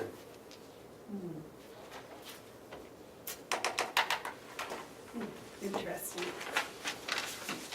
Were they general questions about? There were general questions about the budget. Point of order. Yes, sir. We had a fairly lengthy conversation that communications between delegation and the commissioners be through the chairman. Yes. So I think, since the chairman hasn't received a communication from the delegation chairman, that there's really nothing for us to talk about. Unless, I think when we had our discussion, we said that, if there were specific budget questions that pertain to the subcommittee, such as line such and such has this number, does it include something else? But it went through all those people. Yeah, but I wouldn't, Okay, I just want to make sure I'm following the right. I will, Can I see that? here's the thing about you handing that to her. The chairman of the delegation is supposed to hand that to her. Right, and that's why I'm asking if that's the proper procedure. Yeah, but we will, you just handed it to her, not the chairman. but as I had said, I had already discussed it with the chairman. And he said And that he was going to send it to her, going but he has not sent it to her yet. I don't know if that's the right Okay. one or what that May I is. see that? I don't even know what that is. That he was, I think it's still there.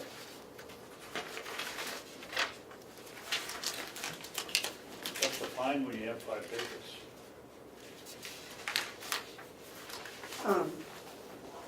it was sticking to the bottom paper, I'm sorry. I agree with Mark. We set up a procedure, and either we're gonna insist that the delegation follows it, or we're not gonna insist. And I think we should, for procedure, insist that they follow it. Okay, his, See, I don't think we should even discuss them. I don't either. I agree with Mark. We should go with the process. Okay. Anything else on the administrator's update?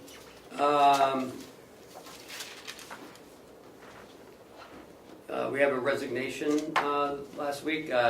Terry Collins resigned from the nursing home. So we are actively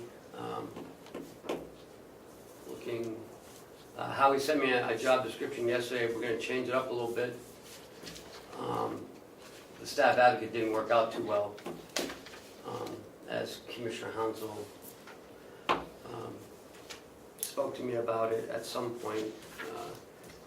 So we're looking more for someone to do some HR duties, more of an HR generalist. Is that going to be their title? Yes, Do you have a job description for them? I do. The other thing I want to know, is that advertised on the website, Not yet. I haven't authorized him yet to send it out, so it is not. on our website? Not yet. It's not on any website. Will it be? Yes. Mark, you have a comment? so the job description that we've come up with, or how we've come up with is for you to either say yes to or no. Okay, I like that approach instead of us developing the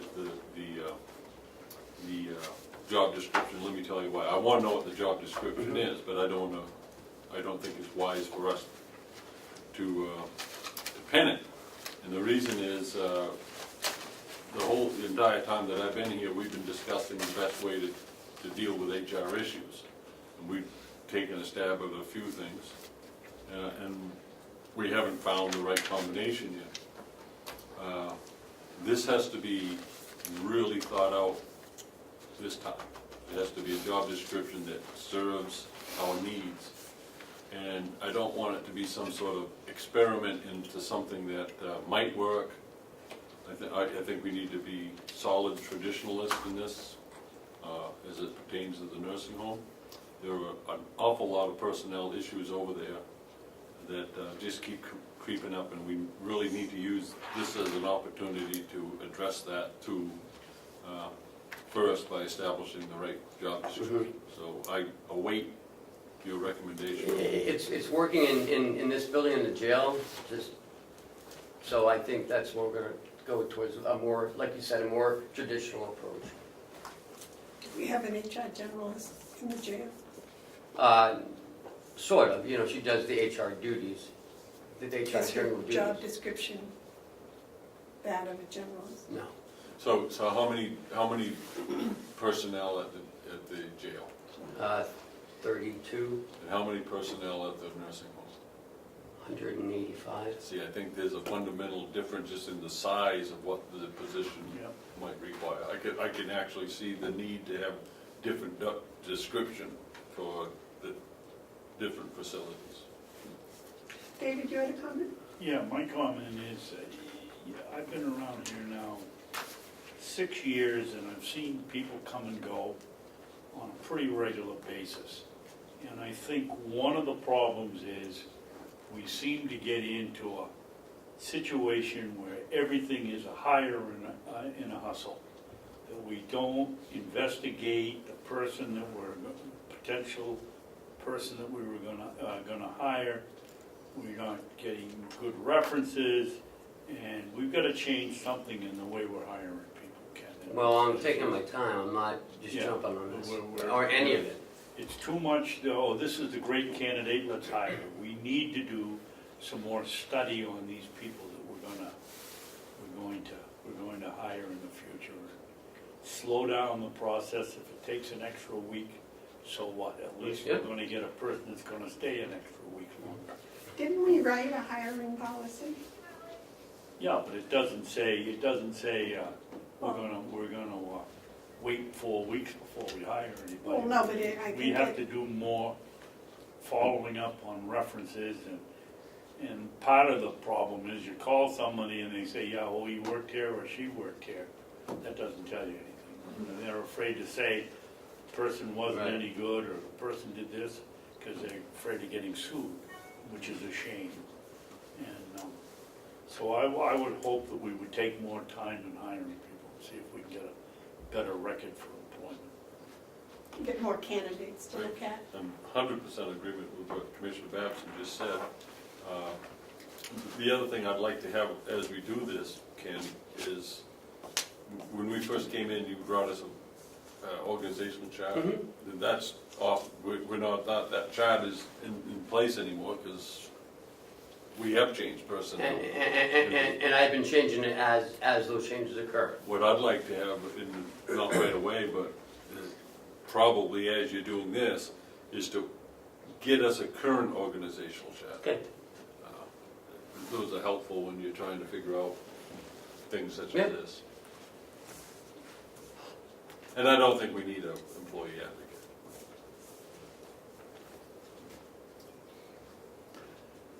Last is, nothing. That was it. Okay. Commissioner updates? Yes, as superintendent of schools in Hill's location, I just want to let you know that we are going to have a visit from the business manager and the headmistress at Freiburg Academy at about 10 o'clock next week. So if you have any questions or you want any information, please get it to us down here so we can line it up to ask her when she gets here. And that's next week at 10 Yeah, 10 Mrs. o'clock? Mayo, and I forget the gentleman's name. 10 o'clock. Did we have a job description for the, what's the title here? Delegation's administrative assistant, Mm-hmm. to be sure? Yeah. It wasn't in my packet. No, because I have it right here. I don't want anybody, losing on.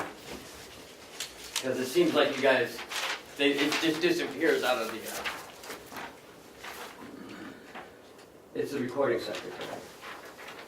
Okay, and then I also got a letter from Chairman McConkey, and I'd asked Cheryl to make copies of that so we each could have one.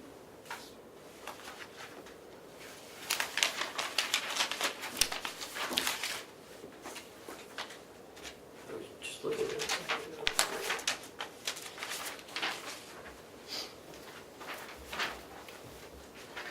Because I think he refers to her by a different title. refer to her as anything he feels, I guess. Delegations administrative assistant.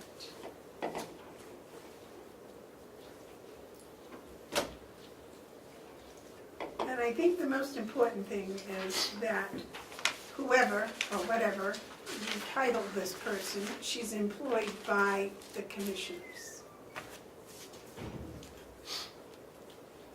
All employees are.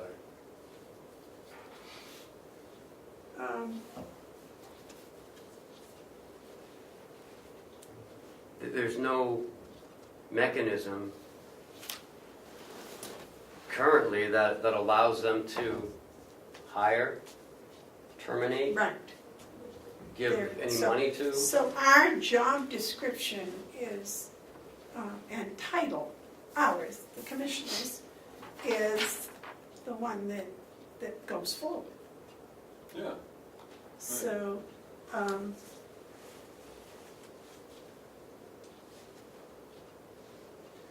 Madam Chairman, for the sake of having the discussion, I'd like to make a motion that we approve the job description that we were just handed well, for the recording secretary. You need a motion before you can have a discussion on something like this.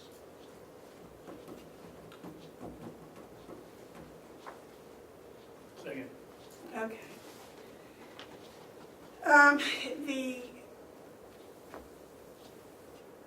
I kind of think that it's, the job description probably needs to be worked on. The secondary functions, I'm not sure that those are, I don't like that, that's wide open. I'm not sure. I Well, think all she needs to do, her only duties basically are to take the minutes of the delegation and convention, to get those on the website. no. No. Those minutes have to go on the website, Yeah, right? but They come to send Cheryl. to me, and I will give them to Cheryl or whoever is doing the website at the time. But they need to get put on the website. When we get them, we always put them on. That's always happened. I don't understand what the issue is. Well, I'm just trying to state what I'm saying her responsibilities are. It's To already take the here. minutes, get them on the website, and post the notices. That's all she does, right? There's She nothing. doesn't post notices. We post the notices. She doesn't.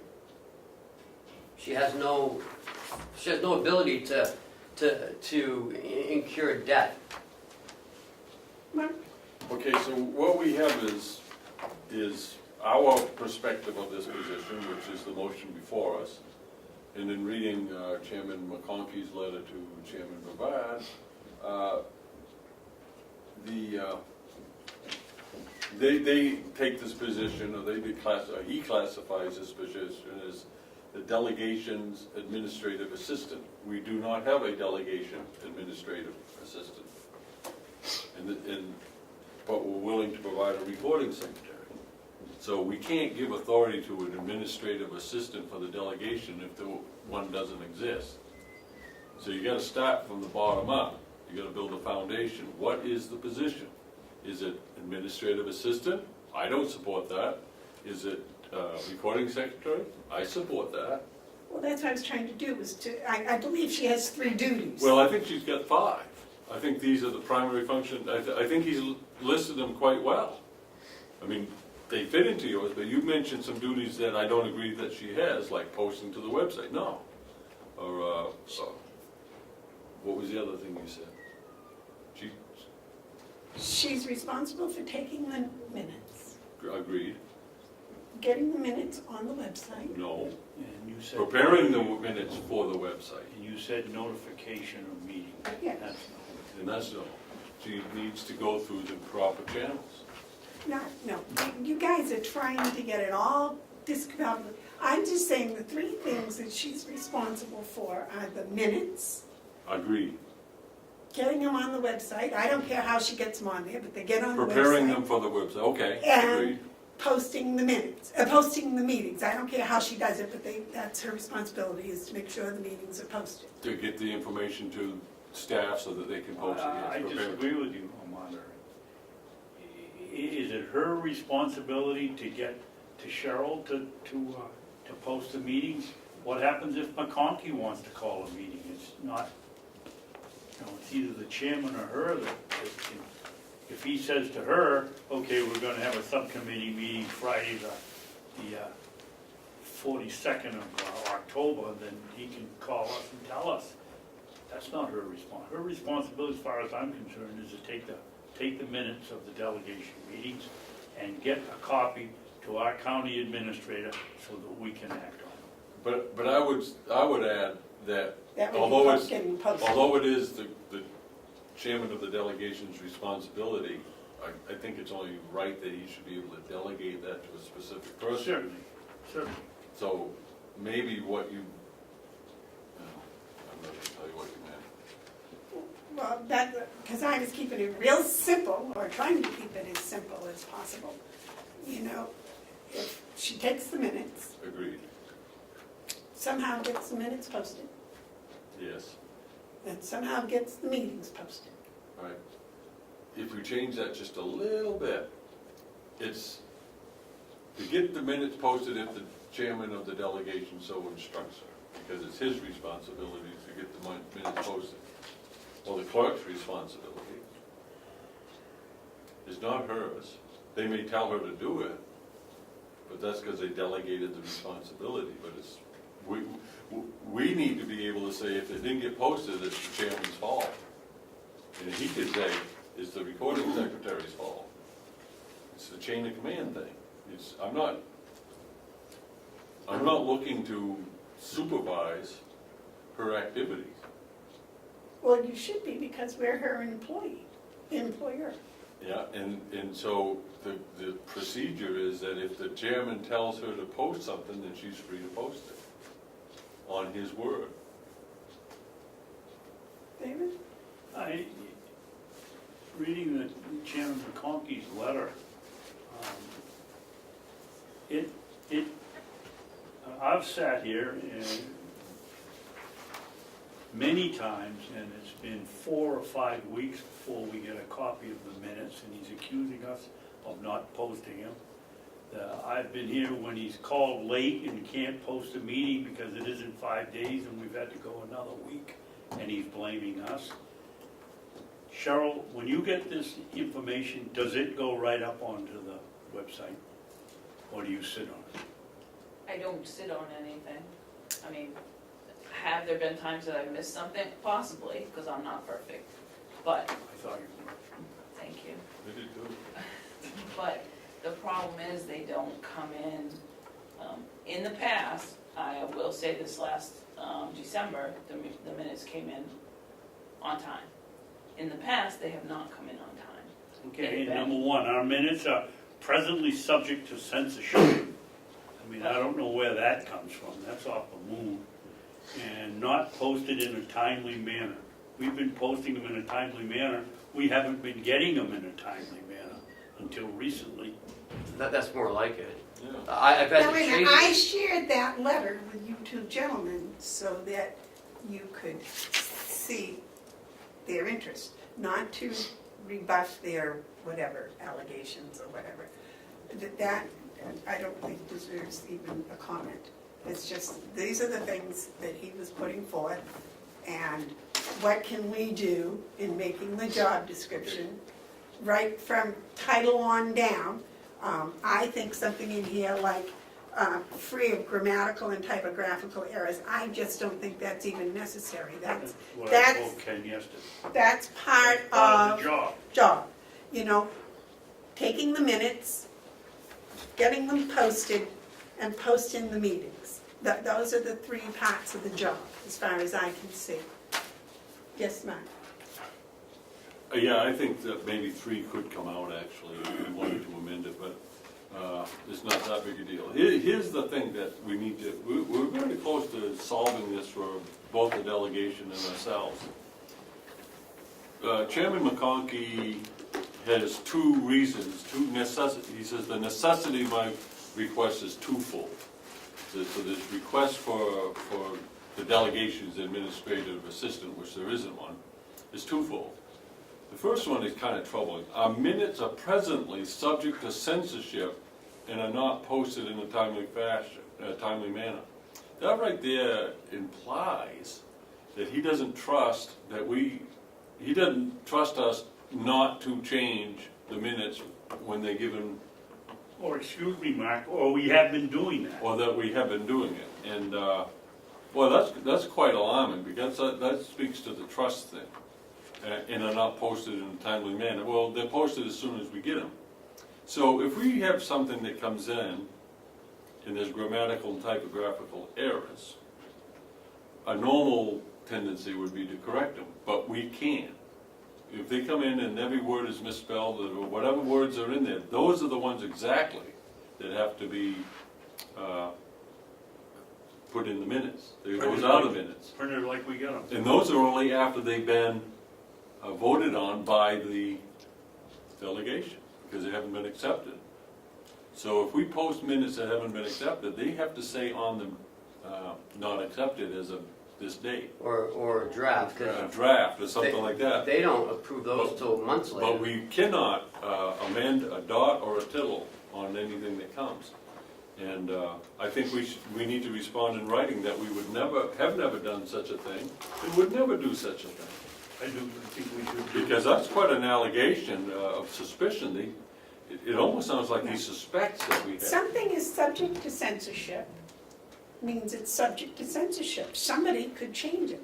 It doesn't mean it ever was, it doesn't mean it ever will be, it just means that it could have happened, it could happen.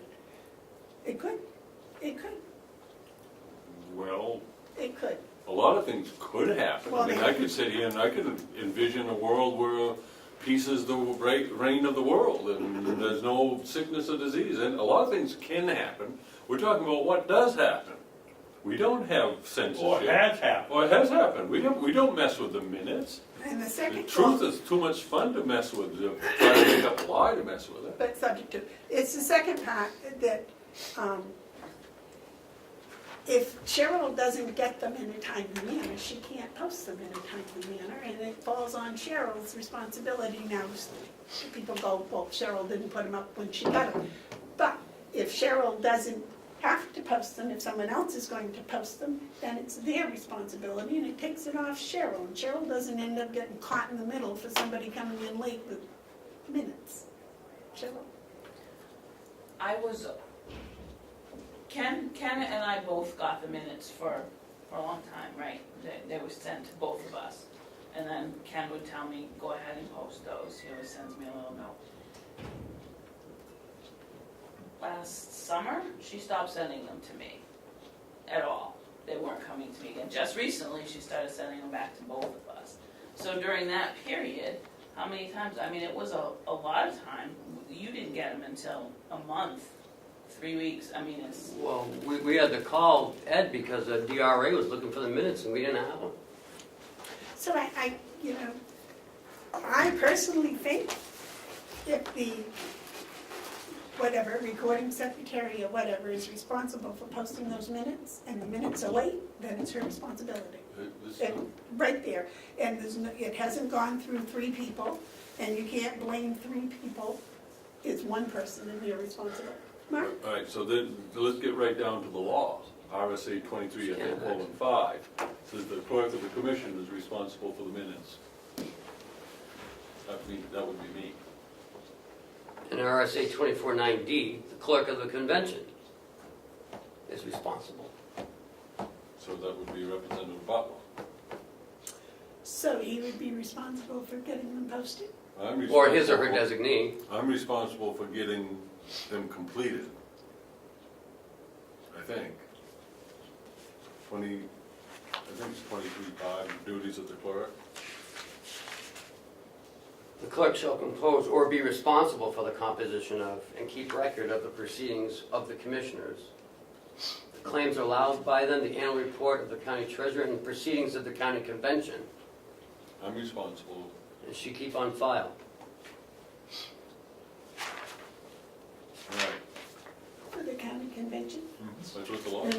law says. but not posting. I mean, what's it say without the other stuff? The claims allowed by them, the annual report, and blah, blah, and the proceedings of the county convention, and shall keep on file in a secure location all original papers, claims, and accounts acted upon by the board. So you just gotta keep them on file, not posted. Do they have to be posted? Let me see that one more time, because I'm gonna read it as it pertains to the issue at hand. What was it? Right at the bottom. Madam Chairman, Yes, David. we have a call from 10:15 to 10:30. We gotta get it set up, we gotta clear these people out, we ought to recess. We got a 10:30 call. Let me just read this one thing so that we can mull it. We don't have to make, you need this vote today? Yeah, she's coming this afternoon. The clerk shall compose or responsible for the composition of, and keep a record of, then it goes so serious. So you can read it this way. The clerk shall compose or be responsible for the composition of and keep a record of the proceedings of the county convention. On file. No, it's just county, Then it goes on to say on file. But it it doesn't says say on the keep on website. file, it says in the secure of the accounts acted on of the board. But that's like everything that we do. Yeah. But this here is, So I if am- Cheryl messes up, it's your fault. I'm no, if the recording secretary of the delegation messes up, it's my responsibility that they don't. But they don't have to be posted to the website, that's just it, they gotta be made available. Doesn't say about posting to the website. I guess what I'm getting at is, since I'm responsible, I am giving the directive that they will not be posted on the website except through the county administrator. Now, that doesn't need a vote. I'm saying that, given the authority that has been given to me, that I'm responsible for it, and I'm saying that it's not, they're not going to You're vote. just responsible for keeping them on file. No, for composition of, Yep, for the composition of. composition. That means them. That means writing.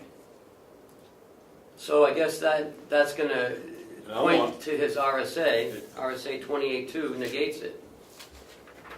Well, no, it means that I have to work with the clerk of the delegation to make sure that things are run orderly, but I still have, I have this, so So for me they to do my should- job, I need this description in place. I need a recording secretary job description in place in order to do my job. Okay, well, let's take, Let's vote on this. oh, we're not ready for voting on this at all. Well, I'll move the question then.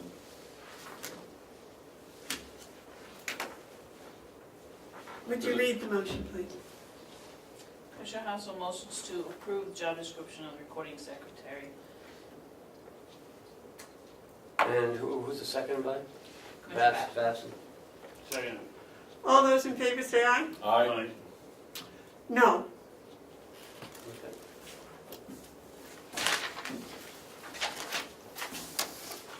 And I will have a report next week on what I think we should be doing. We'll have a recess, and Ken, you gotta set up a phone and stuff. Is this a non-public or is this a It's non-meeting? non-meeting. John, With our attorney. John came through just in time. John, we're gonna have a non-meeting, are we going to do anything, we have commissioner updates after that, We had him. so that's all? So can we, Yeah, if you wanna do, public comment, and then we can close out. all right, public comment? There's news going around, the Bundy cases have been dismissed with prejudice, I don't know if you're aware of that. Goof? Yes, I think Private it's Bundy wonderful, And his sons. I think it's wonderful. What does that have to do with the county? It's public comment, you can talk about it, you want, you can talk about Red Sox if you want to. Okay. But can I ask you a question, John? Yes, sir. What about Mr. Demoulas? Who? They haven't decided. Yeah, Demoulas? they haven't decided. Dilemmas. Del Lemus, I'm sorry. Del Lemus, what's his Uh, situation? I believe he'll probably be released, I don't know when. And then this is just a conversation between you and me, it isn't county business, but if the Bundys are free to go, why wouldn't he be? He should be. Okay, but he isn't yet. because I guess there's something to do with the prosecutor withholding evidences and so forth. But he Not pleaded. good. I think he was, part of his conviction was on different charges than one. Yeah, it was. Yeah, but they're all related to it. If the main reason goes That's away, correct. if the main reason goes away, why, I don't know. I just, I made a motion to adjourn. Second.